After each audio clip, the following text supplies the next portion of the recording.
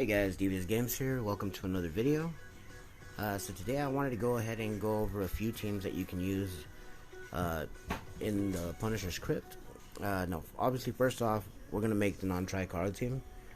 And then we're going to show a somewhat better version of that team, of this particular team. And then we're going to show a Tricaru team. That is ultimately what I believe you should build to. Once you build Tricaru, you can farm in multiple dungeons, TOA normal, just multiple parts of the game can be done with Tricaru. So it's actually, in my opinion, a very good team to build. But basically expanding from the monsters that we've already built from other videos, we have our Verna, who again has not been touched in forever. He's on Violent Blade, Speed, HP Defense, or Speed Defense HP. Here's his 1, 3, and 5. HP on this lot, HP on this lot. We have our Sass, who is on Shield Wheel Broken. You probably don't need him this fast. Honestly, he was just this fast to try to beat Speed Tune with my Melia comp for Giants B12, but unfortunately, it's not something that I ended up going with because I didn't like how fast it ran, but it's alright. Still a very viable comp that you can use. This is the Verna that I use for my Tricaru, and since he's easier to fuse in my opinion than it is for you to get the Ikaru, get the skill ups, get him 2-8, and get him the runes, I think that you should definitely be working on Verna at every chance that you have.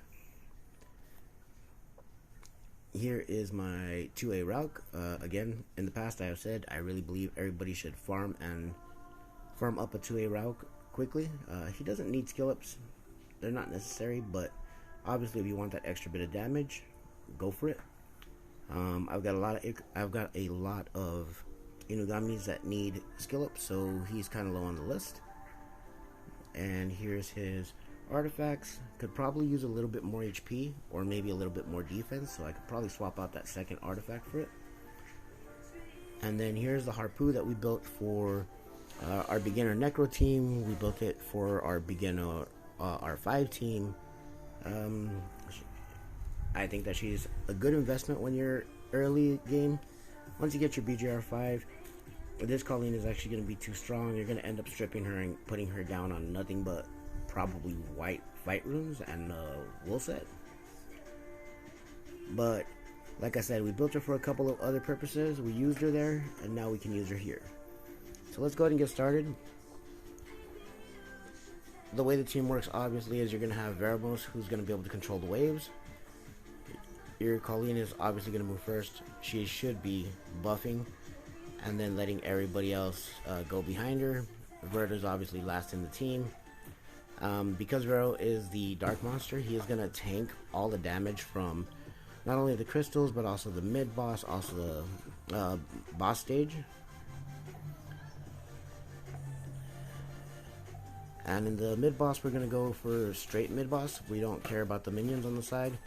As I said, Verna's going to take all the damage, so we're not really worried about it. Now, in this particular dungeon, you don't want to use Fran and you don't want to use Lauren, although they're amazing everywhere else. Here, the boss gets extra turns if his attack bar gets depleted.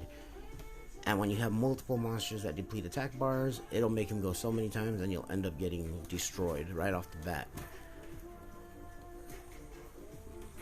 As you saw in the mid-boss, it was kind of scary. Everybody got a little bit low, but we're able to sustain, get back up, because again, Verna's our tank, and he's going to be taking all the damage. Focus. Now here you do want to go ahead and focus the left crystal, then the right crystal, and then the boss. Again, we don't really care about how much damage that crystal is going to put out, or the boss is going to put out, because Verna's just going to tank it all. Everybody's going to have a little bit of healing based on Verna's passive, and then we have the Colleen, who's going to go ahead and get us healed back up, or she's going to top us all off.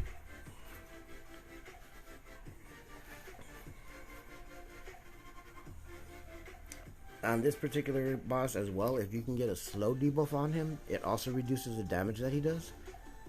If he has a speed up buff on him, it actually increases the damage that he does.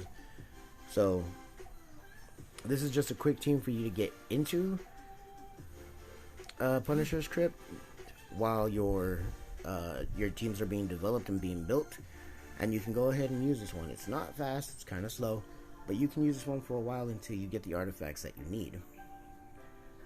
So from here, I highly recommend that the next team that you go into would be just your straight Ikaru team. And we're literally just going to bring them in. Like I said, you can use this team, the first team, to farm until you get your Ikarus built. Here's how mine look.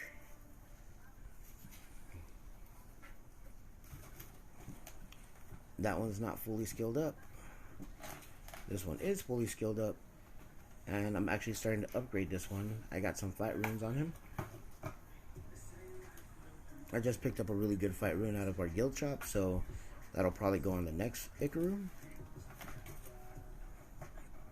But of course I need to find its complement so that I can replace another determination rune. So I'm going to be dropping more defense overall and then putting on more attack. Again, this Ikaru is already skilled up. And then this team, again, it works the same way as it does in Dragons. Lots of team ups, lots of attacks.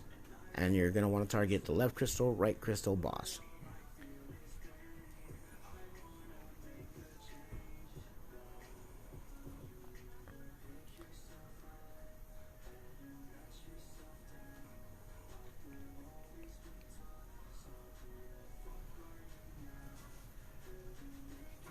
And in all reality, when you get to this point, your team is pretty much done. This is literally all you need to do. Team works well. It gets everything that you need out of it.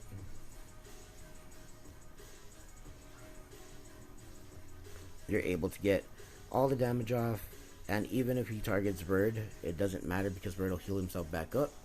So then he'll end up changing focus to one of the Ikarus. And the team stays safe. I do believe this is actually my fastest time. This team has ran at 45 seconds, 49 seconds, and it's consistently under a minute, so that's a good thing. So literally for this team, there's really just, two teams you need to build. The first one, which is monsters you've already built for other content, and then the second one is also monsters you're building for other content, which is going to be the Tricaru team, and you can literally use this in Dragons B12, Necro B12, Punisher's Crypt B10. You can use it in Tartarus, the Hell stages. You can actually run it on the time limit stages. They work well here, and they can get you your Hell points cleared. You can use it in TOA normal. I mean, yeah, just overall, it's just something really useful. You can use that team for multiple areas of the game, and it saves you on having to build so many other monsters. Anyway, guys, I'm sorry. I know I said I'd get you a third team, but I did just realize that I don't have all the monsters for the third team roomed. So if I showed it to you, it wouldn't work. It would fail every single time. So I'm sorry, guys, I didn't do that. I'll make another video later that'll show it. It's just a fun team. It's not going to be a speed team. It's going to be a little slow. It's going to be a little clunky. But for players like me who have been playing this game for a long time, you get tired of watching the same monsters go over and over and over again. So you build stupid things and you put them in, and then you see how it runs. And sometimes it works and sometimes it doesn't. But it is what it is. Anyway, I hope you guys enjoyed it. See you all in the next video.